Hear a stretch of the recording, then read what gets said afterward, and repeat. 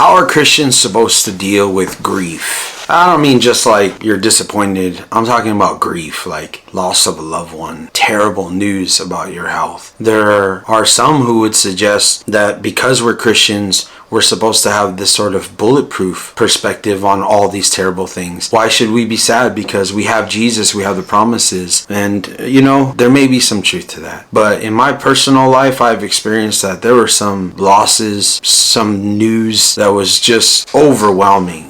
And there was no amount of time walking with the Lord or faithfulness that I've had that could seem to deliver me from the grief that I was experiencing. And I remember wondering if I was doing something wrong because, as a Christian, you would hope that a Christian doesn't have grief to the degree that somebody who doesn't even know God is experiencing it. But then I came across this Bible verse. In Psalm chapter 34, verse 18, the Bible says, "The Lord is near to those who have a broken heart."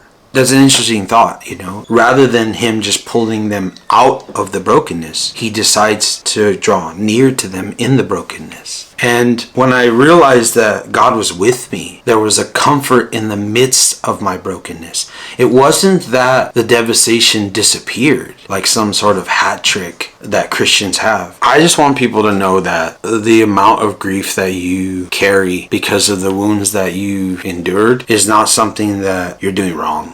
Because if Christians were just not supposed to experience grief, then the Bible wouldn't teach us that the Lord draws near to those who have a broken heart. We would just expect to be delivered from the broken heart. But as many of you know, that's not the case, is it? Rarely are we delivered from the broken heart. But one of the coolest things you'll ever experience in having a relationship with Jesus Christ is that in the middle of the brokenness, he draws near to you.